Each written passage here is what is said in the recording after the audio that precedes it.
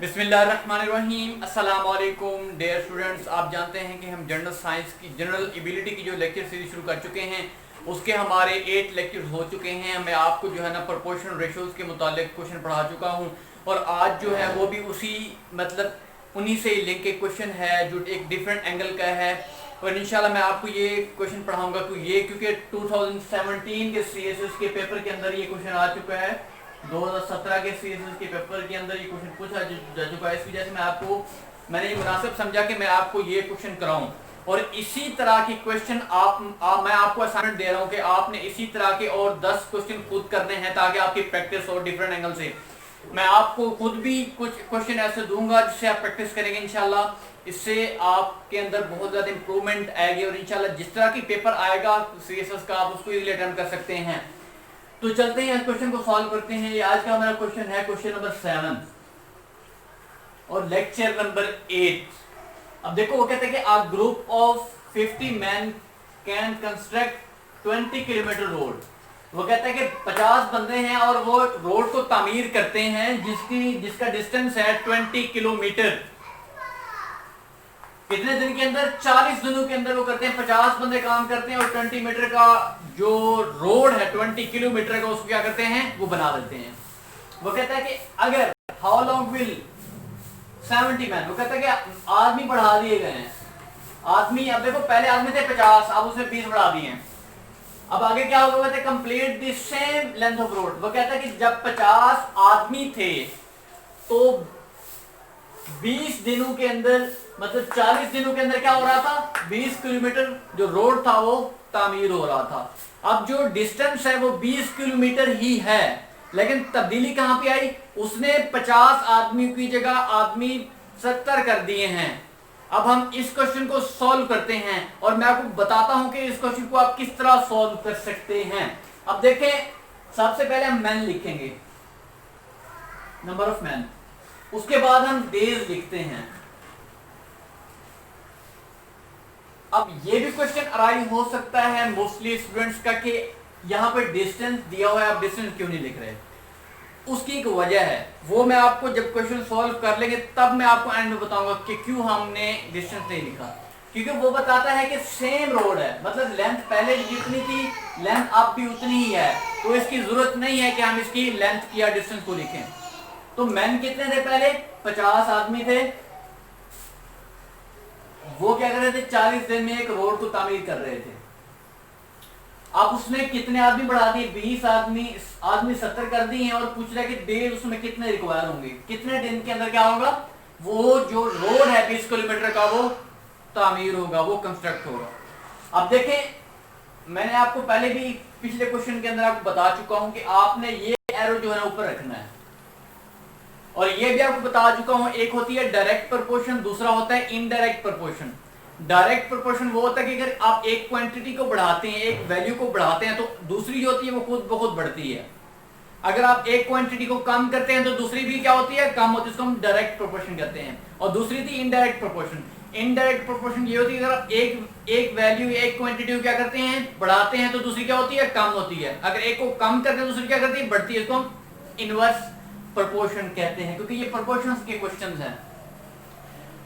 अब इन तरह के जो क्वेश्चन है हम इनको रेशो के थ्रू भी कर सकते हैं और प्रोपोर्शंस के थ्रू भी कर सकते हैं। अभी मैं आपको बता रहा हूं प्रोपोर्शन के थ्रू हम इसको किस तरह सॉल्व कर सकते हैं। अब देखो, अब आपने फोकस रहना है कि जब 50 आदमी थे तो 40 दिन में वो तामीर कर रहे थे 20 किलोमीटर का रोड। अब क्या है? वो कहते हैं 70 आदमी बढ़ा दिए गए हैं, तो देश क्या होंगे? कम। आप खुद सोचें, अब खुद देखें कि पहले थे 40 दिन में 50 आदमी काम कर रहे थे, वो 20 किलोमीटर फिर भी रोड तामीर कर रहे थे। अब आदमी जो है बढ़े गए हैं, तो आप खुद सोचें कि दिन जो है वो कम हो जाएंगे। अब हमने आदमी एक वैल्यू क्या हो रही है? बढ़ रही है, ये वैल्यू बढ़ रही है और उसके अकॉर्डिंग दूसरी वैल्यू क्या हो रही है? कम हो रही है। तो कौन सा ये प्रोपोर्शन हुआ? Inverse proportion. और जो इनवर्स प्रोपोर्शन होता है उसमें हम क्या करते हैं? उसमें हम एरो को डाउन करते हैं। ये चीज आपने जहन में रखनी है। अगर आपको अभी भी ये क्वेश्चन समझ नहीं आया तो आप मुझे कमेंट सेक्शन में बता सकते हैं कि सर हमें ये दोबारा समझा दें, सर क्वेश्चन मैं आपको दोबारा भी समझाने के लिए तैयार हूं।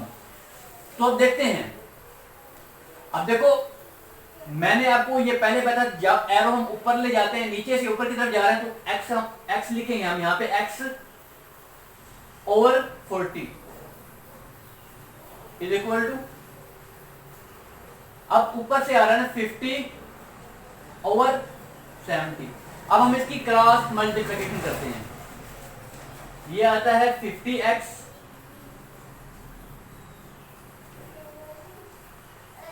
50, ये आता है 70x, और आगे क्या है 40 मल्टीप्लाई बाय 50। अब हम इसको मल्टीप्लाई करते हैं तो 2000 आता है। अब हमने x की वैल्यू फाइंड करनी है। अब 70 को हम इधर भी डिवाइड कर देंगे, 70 को इधर भी डिवाइड कर देंगे। अब देखें ये 200 बच गया। अब हम 7 को करते हैं इस पे, तो जब इसको करेंगे सॉल्व तो इसकी जो वैल्यू आएगी वो आएगी 28.57। तो हम x की वैल्यू फाइंड कर चुके हैं, वो है 28.57। ये क्या है, ये नंबर ऑफ डेज है जो हमने कैलकुलेट करने थे। अब देखें आदमी पढ़े, डेज कितने हो गए 28.57। अब मैं आपको दूसरा तरीका बताता हूं। दूसरा तरीका ये है कि हमने किसके थ्रू की, ये प्रोपोर्शन, अब हम रेशियो के थ्रू करते हैं। अब मैं इसको लिख देता हूं x रेशियो 40 प्रोपोर्शन, आगे क्या है 50 रेशियो 70। अब हम क्या करते हैं, अब हम ये करते हैं कि इनको हम कहते हैं एक्सट्रीम्स। क्या कहते हैं इनको, एक्सट्रीम्स। ये लिख लें आप, एक्सट्रीम्स कहते हैं इनको, एक्सट्रीम इनको आप आपस में मल्टीप्लाई करेंगे, ये क्या आएगा 70x आएगा। और जो मीन्स होते हैं हम इनको क्या करते हैं, इनको आपस में मल्टीप्लाई कराते हैं, ये आएगा 2000।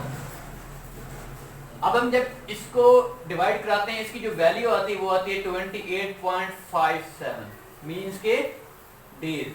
एक्स यहां में किसको शो कर रहा है, डेज को शो कर रहा है।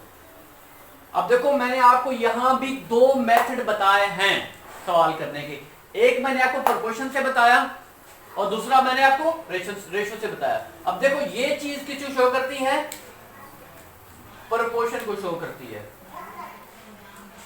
और ये क्या है, ये रेशियो को शो करती है। और यहां पे जो चीज आपको पता होनी चाहिए कि वो आपके कंसेप्ट जो है ना, आपके बेसिक कंसेप्ट क्लियर होने चाहिए। अगर आपके बेसिक कंसेप्ट क्लियर नहीं है तो आप कोई भी क्वेश्चन सॉल्व नहीं कर सकते। वो आपसे एक सवाल पूछ सकता है, वो कहता है 2x प्रोपोर्शन 5 और 8, वो कहता है आपने x की वैल्यू फाइंड करनी है। अब मैंने आपको यहाँ पे बताया कि आप x की वैल्यू किस तरह फाइंड कर सकते हैं। आप जो एक्सट्रीम्स हैं उनको आपस में मल्टीप्लाई करें। अब एक्सट्रीम्स क्या है, 2 मल्टीप्लाई बाय 8 और 5x मैंने यहाँ पे करा दी है। अब ये क्या आएगा 16 आएगा, और यहाँ पे 5x है। अब 16 5 यहाँ पे आ जाएगा, 5 यहाँ से कट जाएगा, तो ये x की क्या है, हमसे वैल्यू फाइंड कर सकते हैं। और आपको क्वेश्चन वो दूसरी तर्ज का भी दे सकता है, वो मैं आपको बताने जा रहा हूँ। वो दूसरी तर्ज का क्वेश्चन कौन सा है प्रोपोर्शन में से, क्योंकि प्रोपोर्शन का ये लास्ट लेक्चर है, लिहाजा मैं आपके बेसिक कंसेप्ट जो है क्लियर करना चाहता हूँ। अब देखें वो कहता है कि 5 और 6 जो हैं ये एक्सट्रीम्स हैं, आप इनके मीन फाइंड करें। क्या फाइंड करें, मीन फाइंड करें। मैं इनको 5 5 कर देता हूं। अब ये क्या बता रहा है, ये एक्सट्रीम्स हैं, आप इनके मीन फाइंड करें। अब आपको पता है कि ये 5x और 5 ये दोनों वो बता रहे हैं कि ये एक्सट्रीम्स हैं, आप इनके मीन, ये इनके मीन्स हैं। अब मैं इसको इसके साथ मल्टीप्लाई कराता हूं और इसको इसके साथ मल्टीप्लाई कराता हूं। ये क्या आता है 25 आता है, और ये क्या आता है x का स्क्वायर आता है।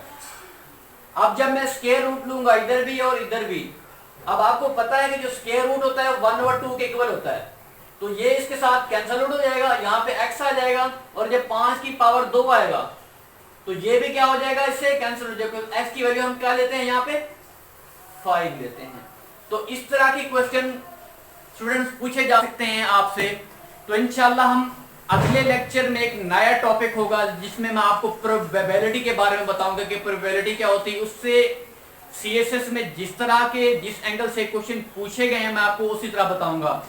लेकिन उससे पहले मैं आपको एक असाइनमेंट देना पसंद करूंगा। मैं आपको एक असाइनमेंट दूंगा जो रेशियो और प्रोपोर्शन से रिलेटेड होगी। मैं आपको 10 क्वेश्चन दूंगा या 5 क्वेश्चन दे दूंगा, आपने उनको सॉल्व करना है। आपने मुझे कमेंट में बताना है कि आपको वो चीजें समझ आ रही हैं या नहीं आ रही। मुझे सजेशन भी दे सकते हैं, आपको कोई क्यूरी हो, कोई क्वेश्चन हो, आप मुझसे पूछ सकते हैं। इंशाल्लाह हम नेक्स्ट लेक्चर के साथ आपसे हाजिर होंगे। और अगर आपको ये वीडियो पसंद आई, आपसे रिक्वेस्ट है कि मेरे चैनल को सब्सक्राइब कर दें, इस वीडियो को लाइक कर दें, इसको मैक्सिमम शेयर कर दें ताकि सीएसएस एस्पिरेंट्स को फायदा हो। इंशाल्लाह नेक्स्ट लेक्चर के साथ मिलते हैं, तब तक के लिए